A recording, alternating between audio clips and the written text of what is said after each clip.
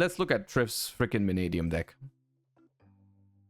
This the freaking thumbnail's already ridiculous. Yo, what's up, guys? So I just finished 4th at YCS Indiana. I played Mannadium. I played lots of different cards. I want you guys to see this. This is the new way to play this post-Yugioh. The deck's absolutely insane. And I really felt like I had a really unfair advantage throughout the whole tournament. I was undefeated until the last round in Swiss. And yeah, top 4 for 4th place. But the unfair advantage is that people are playing shit decks. Basically every deck that's not Mannadium. And you could break, I've broken Telemint boards of like 8 interruptions. I've broken mirror match boards with Nib and Ash in hand with Oppo, Baron, reframing, all that shit. It's very easy though to get to like 8 interruptions, 7 interruptions, but you need to play the deck perfect. So I'm gonna show you guys all the cards I do. I don't main deck reframing, all this stuff. I'll show you everything. So that being said, let's get into it. Before we do though, I want anyone to smash the subscribe button, and I want to give a big shout out to Pac for filming this video, and I want to give a big shout out as well to Sam, who actually let me like half my deck. So let's get into the video. Let's go. So first off, play 3 Samsara, 3 Rykart, 3 Roomheart, Rhoda. So the idea behind this is they have 10 normal summons. Yes, 10 normal summons, you break a lot, Trif, right? But by drawing any collection of them, they're also special summon. So you could draw all 3, that's beautiful, that's so broken. Because all 3 are getting summoned and all 3 are ensuring that you brick, that you don't brick. There's about 30 starters in this deck where it's impossible to ever brick. And Samsara is insane. It's a 1-card full starter and Astrolot is the entire deck. And you want more cards that get you to Astrolot other than Visas. And I play 2 Visas, but also play Perlerino, I'll get there after. But you need to play 3/3/3 and then one Rhoda. It gives you the 10 of these, and drawing them in. Trif did message me because we were talking about his deck during the stream, and we were like thinking about what his deck would look like and so on and so forth. And he did confirm what I said during the stream, where I said it seems like his deck is more like is less focused on making the combo even crazier, but more focused on having room for like non-engine and playing like a more mid-rangey style of the deck. And he said that's how he meant to do it. It's meant to be consistent. It's meant to be able to play through shit in order to, but it has like a weaker end board, which I think is a fair thing to do with Mannadium actually, right? In any conjunction with anything is incredible, but you just never brick. That way it's and they're all 1-card starters. They're all like 1 card, 8,000 plus damage. They're all 1 card, like 5 negates. So you just do all this stuff additionally with everything else. Then you have 2 Vices where you play Perlerino and you search it a lot. You search Perlerino a lot with the Synchro 8. So it's like you have all the Vices you really want. And because of this, you also have a lot. If you ever hard draw these, make sure never to be caught in a hand where Samsara is stuck in your hand with no Visas cards in your graveyard. Make sure to go out of your way to summon Visas Amritara with this. So this could be live, or go out of your way to summon Vices on the field. This is also why I play Nightmare Unicorn. If you don't have access to Vices, sometimes you have like hands like this, where like 2 Samsaras, like this is your hand. And you could do so good if one of these hit the grave, you could do like full combo by itself. So I play Nightmare Unicorn for that purpose, which we'll get to after. But play 3, it's the best card. 3 Fenrir, the other best card. Because going first, Fenrir will search you this. Going second, Fenrir will get rid of your opponent's card and search you this. So it's full starter plus getting rid of a card, plus entering battle, getting rid of 2 cards. Okay, how is Scareclaw Kashtira actually good in this deck? Like I'm not saying it's not. I don't really understand what the point of the Scareclaw Kashtira is. Fenrir is by far, like I think I could safely say it's the best card in the deck going second. It makes light because it's both. Oh, it does. Right. No, that's not bad. Full combo. So if you notice so far, we have 10 full cards that are full combo, 13 that are full combo, and the rest are just spells that search full combo. You have like 30 starters in this deck. It's impossible to brick. Except I only bricked 1 time the whole tournament in top 4. I drew 2 Meek and a rival and 2 defensive cards. This is pathetic. Anyways. I thought it wasn't possible though. How did the impossible happen? Yeah, the Scare Cash. You play 3 Meek. The only time you'll brick is when you draw 2 of these. Don't play Torrid. That's not even debatable. If you play Torrid, I'm gonna find you and slap you. That card's so ass. I'm not gonna play 2 Meek. I'm not a bozo, but 3 Meek is the only time you brick is you draw 2 of these. It will happen. Happened to me multiple times, but the rest of my cards are just insane. There was one hand at the tournament. Guys, I opened 3 Calarium. I think this is the first deck profile where I've been threatened yet. I think this is the first deck profile. I think he's done it again. He's done a world's first again. It's the first deck profile that has threatened me. Poggers. Okay, and 2 random cards. So obviously I can't use the other 2 Calarium, right? My opponent had Nib and Ash. Sorry, he had Ash and Imprim and Fenrir. I put in 5 negates. And then he had 3 Pearly starters. I only used one of my interruptions and he scooped. Later. The thing is, the thing that I find so hilarious is that he never really tells us how. It's just the most unreasonable sentence out there, but there's never an explanation on how it happened. It's only like, this deck plays through 25 negates. How does it do that, Trif? Well, you have to play it perfectly. It doesn't have any essence to it, right? That's the beauty, the beauty of the Stephen Trifonowski figure, right? In the Yu-Gi-Oh space, is to say as much as possible, make the most outrageous statements without actually saying anything, right? Which is almost like, it's almost art. It's art. It's art to the point, like saying so much while saying so little, right? It's crazy. 3 of these, definitely don't play Torrid. You'll search it whenever you want. That's it for the monsters. 18 monsters, with Rhoda being the 19th card I threw in here, because it's basically like the monster you want. 3 Calarium, Perlerino, Right Soft, and 2 Rectphobia. You play this because you obviously play Terraforming, and Thrust is a massive part of this deck. Same with Rhoda. Now, does this deck lose to Droll? Absolutely, yes. So that is still not, I go back in time and see all my losses, 90% of my losses are Droll. The only other 10% are actual games that go out without Droll, that my opponent goes first. I'm not losing going first, but my opponent goes first, puts up some board, and I obliterate it, and he doesn't have Droll. 90% of my losses were Droll, hands down, except, yeah, like 10% of them. So, yeah, the deck loses to Droll, they better have it, but there's ways to play around Droll, like, decently, to still put up some negates. And you need to play the Perlerino to have Beasts of Armatara, be able to search this without wasting this to search Vices. 2 Arrival, 2 Obsession, 1 Imaginings. Yeah, play it. That's the correct ratio. Okay. Next, the 8 defensive cards that I play is 3 Droplet, 2 Talent, 2 Econ, and 1 Realm Uology. I do not play Reframing in the... Target 1 monster you control and 1 effect monster your opponent controls. Destroy that monster you control. And if you do, negate that opponent's monster's effect until the end of this turn. Then if Visas is on the field, destroy that monster. During your main phase, if a Veda monster is on the field, banish this card from your grave, destroy a monster you control. That got good. It's like a imperm / droplet kind of interaction, right? Why not just, I guess you can search. It's like a searchable droplet for 1, kind of like that, you know, like you can you search it? It mentions Visa Starfrost. Maybe you can search it that way somehow. I mean, Armitara, yeah, Visa's Armitara. Ends on.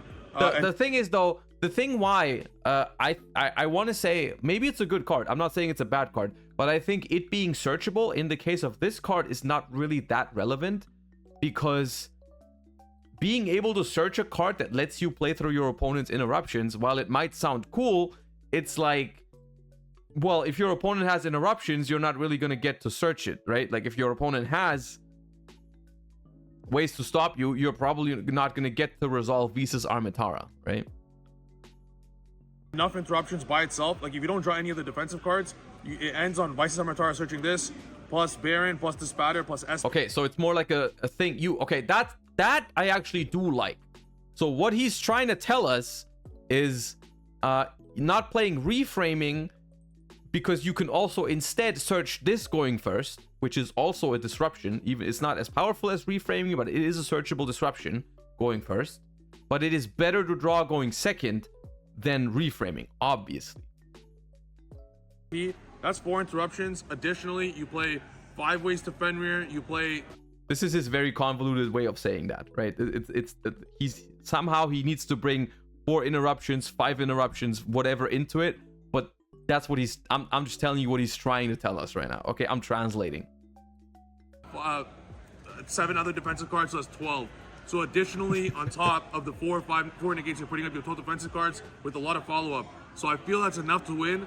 I'm pretty sure we should throw Apollosa back in, because Apollosa is free. I don't main deck it, I side deck it. Apollosa is free on top. And yeah, I would continue playing this card. The reason why I was breaking so many boards is that this is your average hand. Your average hand will look something along the lines of like, you know, 2 of these 8, 2 of these 13. Because keep in mind, you're playing these with right soft. So if you're going second, look at it like this. You're going second, right? You have 5, 6, 7, 8, 9, 10, 11, 12, 13. You have 13 defensive cards. Going second is 6 cards. Pack with 12. I'm pretty sure it's like 90%, isn't it? To see 2 or 80%? 80% going second. Yeah, it's like 100% actually. The fact. You're gonna see 2 of these going second. You see 2 of these going second. That was great. That was great because he was trying to be serious. He was actually trying to get into actual numbers theory, right? But then he forgot for a second. He almost forgot for a second on how to be Trif. And Pac had to remind him on the, hey, yo, this is a Trif deck profile. What the hell are you doing? What the hell are you doing? Just say it always happens. He was like, oh, right, yeah. My bad. And I go shuffle up the rest of the deck. Any combination of the other 4, it doesn't matter. Just LTK your like, point. it's just any 4. And if you notice, none of these are bricks. Unless you draw like double meek, but like whatever, that's fine. These are all starters. They all combo cards. They're all extenders. They all put cards on the board. So any combination of these 4, additionally with any combination how do you shop? What is vice that? Versa. You can even draw 4 of these and 2 of these. You win the game because they're all 1-card starters. And post side, this 13 bumps up to 22. So yeah, draw one of the 22. Can you imagine that? You play 22 defensive cards, bro. You're destroying all these. I cannot imagine that. Ugly decks. And that's 40 in the main. The extra. The funny thing is that the deck profile, it makes so little sense. The words don't make sense, but the deck's actually not bad. I think the list is good, actually. It's like one of the better Mannadium lists that I've seen because it takes a deck that's like Mannadium, which is a deck that is usually so focused on going first and making so over-the-top boards and so on and so forth, right? It takes the deck and it actually makes room for like more consistency, more non-engine, having a good chance at going second, so on and so forth. And I actually like the list. It's just that the way it's being presented, it's so funny to me. I was borrowing SP, so SP is here. My end board, as I said, SP is a big part of it. I played Dark, Unicorn, Naxxus Code. These came up so often. If you're going second, you need these in your deck. So now you just have to make the decision. You have to side extra deck cards. I don't give a shit. That's the play. You have to do it. I'm convinced. The Mannadium extra deck is way more valuable than the Mannadium side deck because it's how many decks are there in the format pack? A billion? Bro, that might be 4,000 decks right now. Exactly. Because it's 4,000 decks, it's very difficult to side specifically for each deck. If you do that, there's gonna be no space in your side and you won't have enough cards for everything. So the best way to side is by playing stuff that are generic for everyone. Due to that purpose, cards like Thrust, Lightning Storm, Evenly, Duster, for the most part, Talents, Called by the Grave, they're good versus every matchup going second. There's not a single matchup I can think of that I'm not playing those cards, except Purely, but we have other cards for that are searchable with all those cards. So that frees up like 7, 6, 5 slots in your extra deck for extra deck cards or like one of like stuff like reframing, whatever. I played 2 Astrolaud, but yeah, I think I'm gonna main deck Apollousa and remove Unicorn. But Unicorn or Dark, one of these have to go for Apollousa, but then you have to side deck it going second. Because going second, you're gonna want to Unicorn your Vices in hand if they stop your thing. 2 Astrolaud is fine because what you do is you actually use SP, which is proxy here. It's the 14th. I have a genuine question. So what he's saying is if you have a Visa Starfrost in hand and it's stuck there, you need to get it to the graveyard and you need Unicorn for that. But doesn't having Visa Starfrost in hand and being able to make Unicorn, doesn't that imply you could just summon it? You could just, couldn't you just, because you have monsters, right? Can't you just summon the Starfrost? Or is it like if you have a second one, or if you have only monsters that you cannot pop? There's a 15 card. I just was borrowing it. I do keep forgetting. I keep forgetting that Visa Starfrost cannot pop any monster. It has to pop something with like what the different attribute or different type. I forgot, something like that.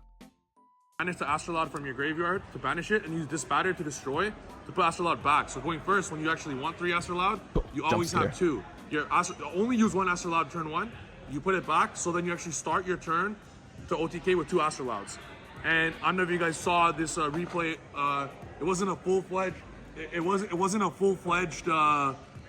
What's it called? Feature match.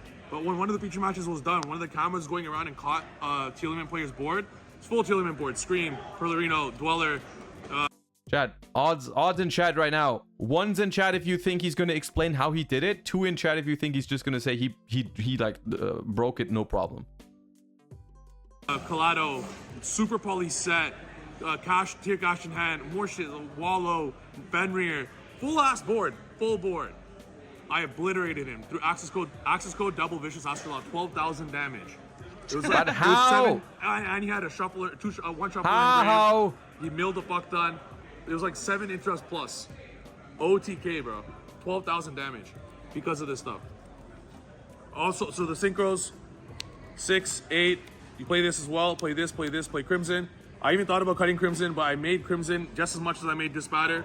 You go into these every single game first or second. They're mandatory.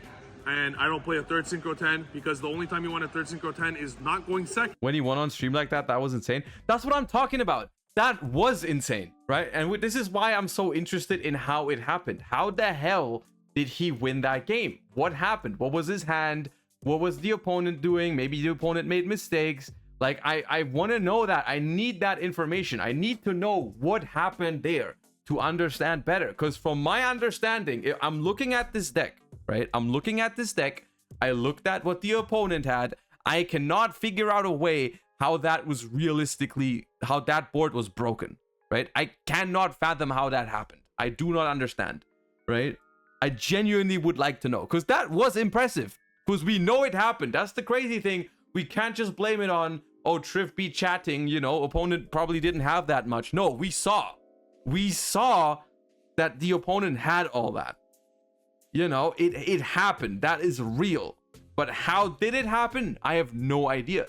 Somehow, like, middle of the freaking game, opponent has like already used a bunch of their interruptions up. Still, Trif still has like 8 cards in hand. I'm like, where the hell do those cards come from? Like, you know, you're telling me, okay, you have droplet and enemy controller. That still doesn't break the board, because you would have to send your entire freaking hand away to droplet that board.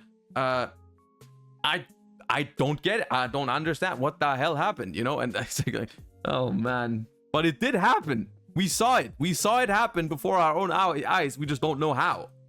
And going second, you never want a third Synchro 10, because you're either OTKing or destroying their board instead of negates and they're not winning.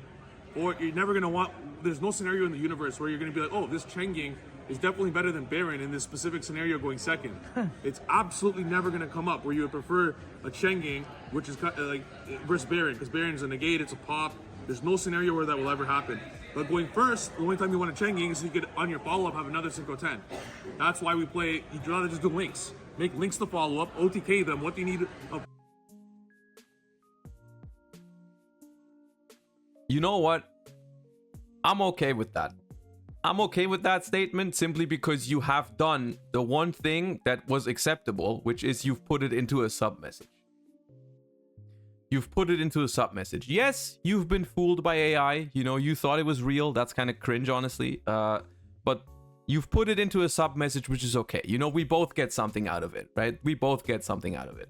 That was not what I meant when I said it was going to be the sub notification, though. I just want to make that clear. When I said we might have that clip as a sub notification, I didn't mean that everyone who subs is going to put it into the sub description. So I feel like we shouldn't do that. That's not something we should settle on. It's not like that was never an agreement that we've made, you know. I'm just saying, you know. But at least, you know, if you're gonna do it, at least put it into a freaking sub message. I can live with that. That does not mean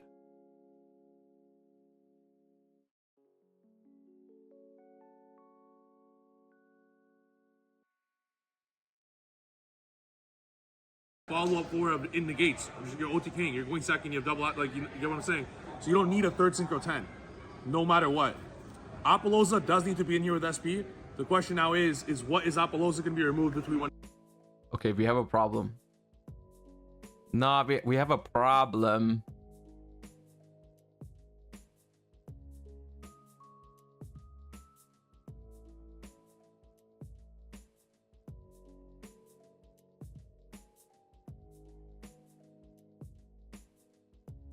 Is it not worth the subs? Okay, so I will admit I will admit that it was kind of a, you might call it a gambit. You know, I was expecting to get like another sub off of it. You know, someone who's trying to be funny and do another sub. That was the gambit. That was part of the plan. You know, so the first 1 or 2 people that did it, they did kind of fall for it. What I didn't anticipate happening is that it kept going on. So there's always like a freaking, you know, yeah, let it out chat, let it out right now. It's fine.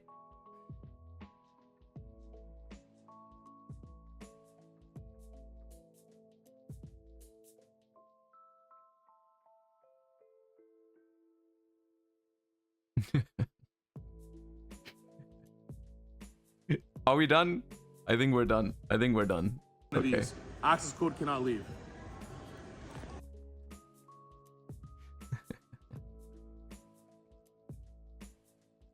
Why do you guys only sub that much when this shit happens? Where's your guys' support when we don't have a meme going on? How the hell is it only... Oh my god. Oh my god.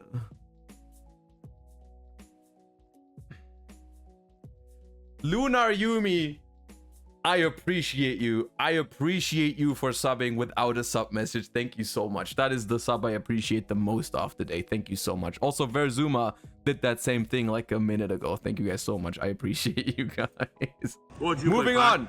Dark or Unicorn? I would cut this because Dark, you can, against Unchained, you can Dark their Rage and Rage into Luna on their turn. Yeah. Also, you can like Dark... That's too much reasoning in this video. I don't like this. I don't like where this is going. This is solid reasoning. I don't want that here. Your opponent's Low Knight, that might come up too. Yeah. So Dark is just crazy. Yeah, and Dark... What? How does your brain work? How do you go from everyone spamming the Ray copy pasta into transitioning into the freaking gifting subs to weird Twitch names again? And now you found out that, oh, gifting a sub to Royal Oppression is the shit right now. I mean, I'm not complaining. I prefer this to what we just had. I'm just saying I sometimes wonder how this stuff works. Dark a lot of the times helps us make that access code as well, so you don't really need the Unicorn for that. Now the side deck, going back to what I mentioned, cards like this, every matchup you have to put in Call by the Grid because a lot of people are playing Joel, so you just put this only post side first or second against every single deck because of Joel. If you look at this, is 9 cards. This is exactly 9 cards that I remove. I'm not going to tell you guys, but there's exactly 9 cards that I remove. You put... Why are you not going to tell us? No, I'm not gonna tell you guys because there cannot be solid information in this deck profile. I'm legally not. I cannot do that. That goes against all my principles to give you guys actual information in my deck profile. I cannot do that. These 9 in. That ends up being 20. No, not the gift sub to Sky Striker Ace Ray.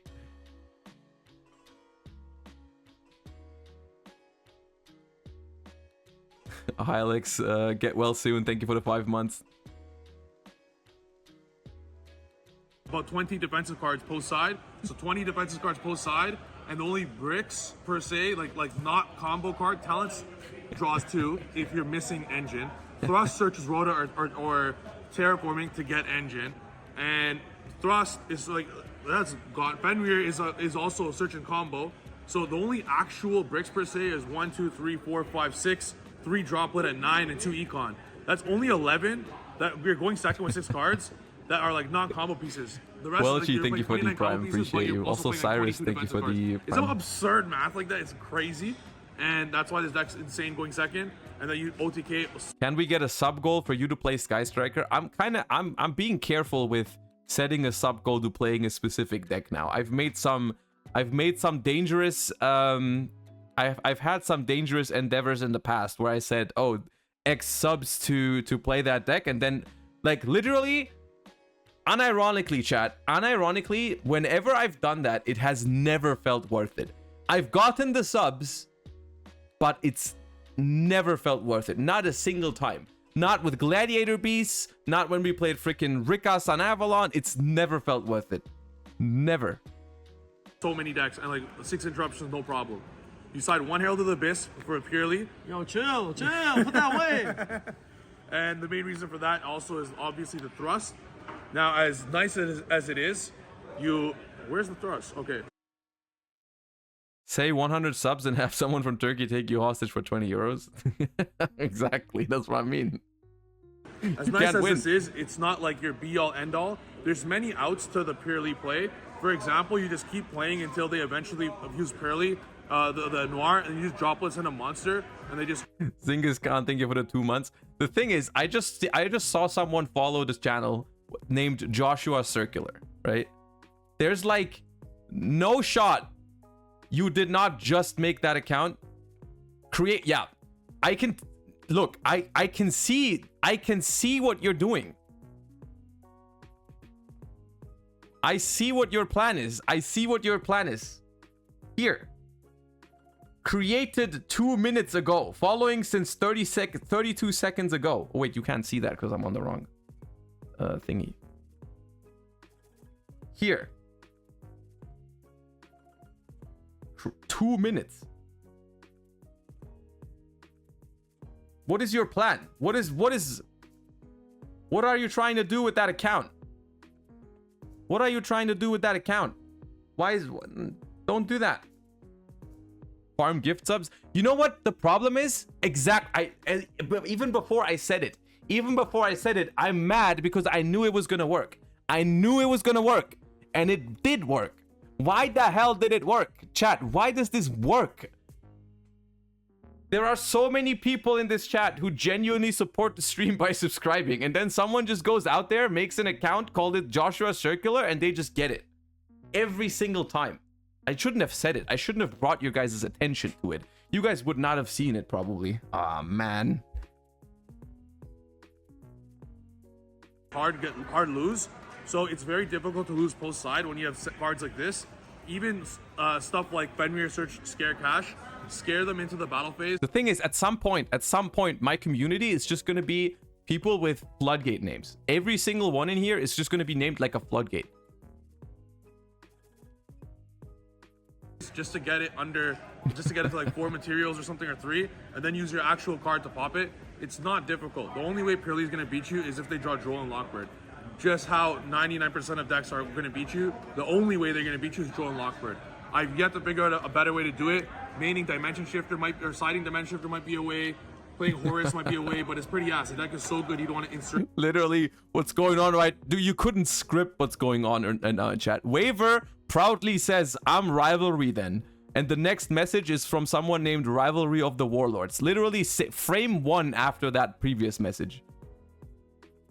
No, you're not going to be Rivalry because it's already been taken. And it's like, you couldn't make this shit up. You could not make this shit up. With all this nonsense.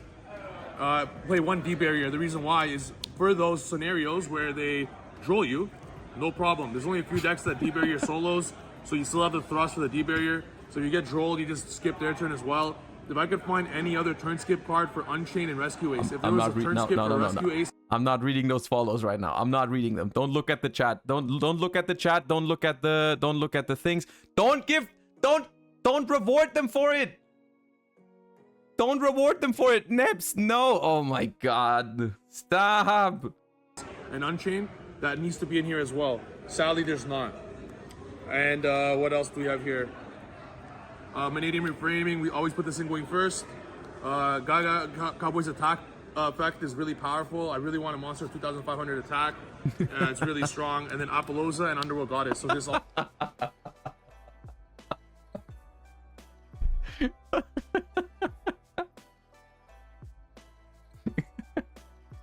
Mannadium Reframing, we always put this in going first. Cowboy's attack effect is really powerful. I really want a monster 2500 attack.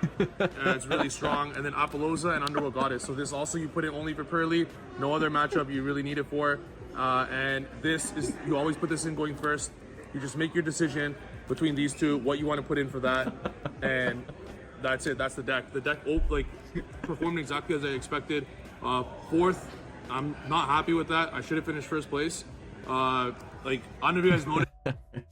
I'm not happy with that. I'm a little bit upset this profile. I was trying to be happy, but I really wanted to win. I was so close. and Richmond, I will win. And why?